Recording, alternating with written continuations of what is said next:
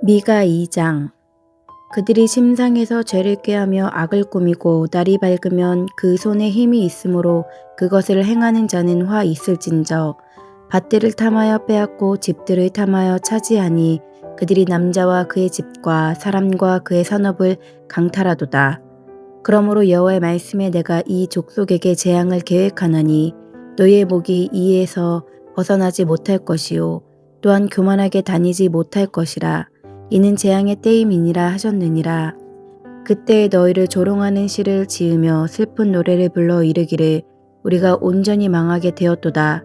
그가 내 백성의 산업을 옮겨 내게서 떠나게 하시며 우리 밭을 나누어 패역자에게 주시는도다 하리니 그러므로 여호와의 회중에서 분깃에 줄을 댈 자가 너희 중에 하나도 없으리라. 그들이 말하기를 너희는 예언하지 말라. 이것은 예언할 것이 아니거늘 욕하는 말을 그치지 아니한다 하는도다. 너희 야곱의 족속아 어찌 이르기를 여호와의 영이 성급하시다 하겠느냐. 그의 행위가 이러하시다 하겠느냐.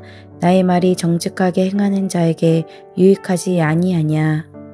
근래에 내 백성이 원수같이 일어나서 전쟁을 피하여 평안히 지나가는 자들의 의복에서 겉옷을 벗기며 내 백성의 부녀들을 그들의 즐거운 집에서 쫓아내고 그들의 어린 자녀에게서 나의 영광을 영원히 빼앗는도다.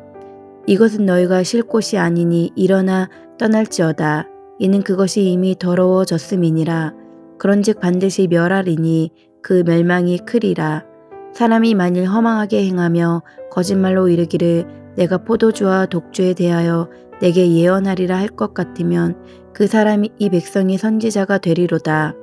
야곱아 내가 반드시 너희 무리를 다 모으며 내가 반드시 이스라엘의 남은 자를 모으고 그들을 한 처소에 두기를 보스라의 양떼같이 하며 초장의 양떼같이 하리니 사람들이 크게 떠들 것이며 길을 여는 자가 그들 앞에 올라가고 그들은 길을 열어 성문에 이르러서는 그리로 나갈 것이며 그들의 왕이 앞서가며 여호와께서는 선두로 가시리라.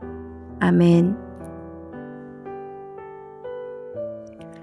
오늘 함께 읽은 미가 2장은 하나님의 심판을 기록하고 있는데요. 특별히 권력을 가진 자, 또 거짓을 예언하는 자에 대한 하나님의 심판을 기록하고 있습니다.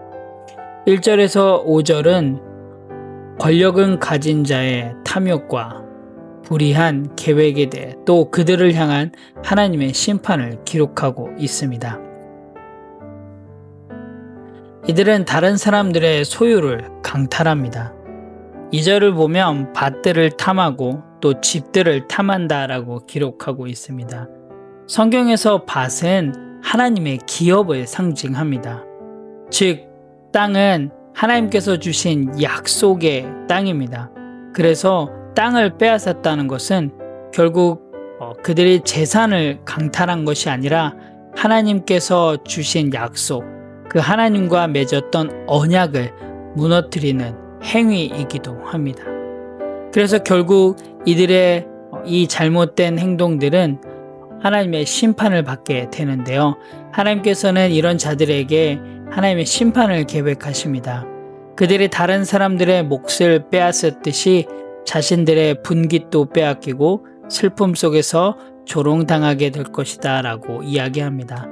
5절의 말씀을 보면 그러므로 여호와의 회중에서 분깃에 줄을 댈 자가 너희 중에 하나도 없으리다 라고 기록하고 있는데요. 여기서 이 의미는 그들이 기업으로 받을 땅에 대한 분배에서 제외될 것이다 라는 것입니다. 즉, 분깃은 하나님이 주신 기업을 뜻하고 있습니다. 여기서 분깃에서 줄을 댈 자가 없게 된다라고 하는 것은 백성의 신앙적, 언약적 정체성을 잃게 된다라는 것입니다. 곧 그들의 신앙적, 언약적 정체성을 잃게 된다는 것은 더 나아가서 하나님과의 관계를 상실하게 된다라는 뜻입니다. 결국 하나님께서는 심판의 결과로 하나님과의 관계를 상실함을 보여주고 있습니다. 6절에서 11절은 거짓 예언을 하는 자에 대한 하나님의 심판을 기록하고 있는데요. 백성들은 참 선지자의 경고를 거부하고 오히려 거짓 예언을 하는 자들의 예언을 듣습니다. 왜냐하면 거짓 선지자들의 술과 포도주를 전파하는 달콤한 말만 듣기를 원합니다. 그리고 그들이 하는 그 거짓말에 속아 넘어가게 됩니다. 그 결과 하나님의 백성들은 약탈당하게 되고 무리한 자들은 약한 자를 억압하며 하나님을 멸시하게 됩니다. 그런데 하나님께서는 이렇게 심판만 예언한 것이 아니라 회복의 약속도 하십니다. 12절에서 13절의 말씀을 보면 결국 하나님은 이스라엘을 다시 모아 남은 자를 구원하시며 목자처럼 돌보실 것이다 라고 이야기를 하고 있습니다. 길을 여는 자가 그들을 인도하고 그들의 왕 곧 여호와께서 앞서 가실 것이다. 여호와께서 선두로 가실 것이다 라고 하나님께서 회복에 대한 약속을 해 주십니다. 오늘 함께 읽은 미가 2장 말씀을 통해서 또 우리 삶에 적용할 부분들을 생각해 보길 원합니다. 첫 번째로는 우리 안에 탐욕을 경계하자입니다. 오늘날 물질과 권력을 이용해서 약자를 착취하는 일들이 참 비일비재합니다. 이것이 단순히 어떠한 권력자들만 행하는 모습이 아니라 우리 안에도 이런 모습들이 있긴 합니다. 우리는 작은 이익을 위해서 다른 사람의 권리를 빼앗는 죄를 범하지 말아야 합니다. 두 번째로는 거짓 메시지에 속지 말자입니다. 세상에 달콤한 말, 값싼 은혜, 편안함만 추구하는 많은 잘못된 신앙들이 있습니다. 특별히 오늘날 유튜브라고 하는 매체를 통해서 정말로 달콤한 말, 값싼 은혜를 전하는 그리고 편안함을 추구하는 잘못된 이야기들이 참 쉽게 우리들 곁으로 찾아오긴 합니다. 그래서 우리는 하나님의 진리를 더 붙잡아야 합니다.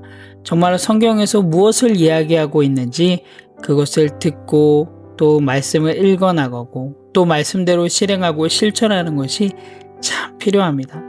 여러분 오늘 하루도 정말 거짓 메시지에 속지 마시고요. 하나님의 말씀에 온전히 집중하시는 그런 건강한 성도가 되시기를 간절히 소망합니다. 세 번째로는 남은 자의 신앙을 지키자입니다. 여러분 시대가 타락한다 할지라도 끝까지 믿음을 지키는 자들을 통해서 하나님은 역사를 이어가십니다. 즉 하나님의 말씀대로 실행하고 실천하기 위해 부단히 노력하는 자를 통해서 하나님은 하나님의 나라를 이루어 가실 것입니다. 건강한 성도로서 오늘 하루도 정말로 하나님의 말씀대로 실행하고 실천하는 그런 귀한 건강한 성도의 삶이 되시기를 간절히 기도합니다. 함께 기도하겠습니다. 하나님 참 감사합니다. 오늘도 미가서 2장 말씀을 통해서 하나님의 심판에 대해서 또 보게 됩니다. 하나님, 정말 우리 안에 탐욕을 경계하게 인도하여 주시옵소서. 하나님, 물질과 권력에 넘어지지 않게 도와주시고 정말 하나님의 말씀에 온전히 집중하여서 하나님의 말씀대로 실행하고 실천함을 통하여서 정말로 이 땅 가운데 하나님 믿는 사람으로서 선한 영향력을 발휘할 수 있는 그런 귀한 하루의 삶이 될 수 있도록 인도하여 주시옵소서. 감사드립니다. 예수님의 이름으로 기도합니다. 아멘.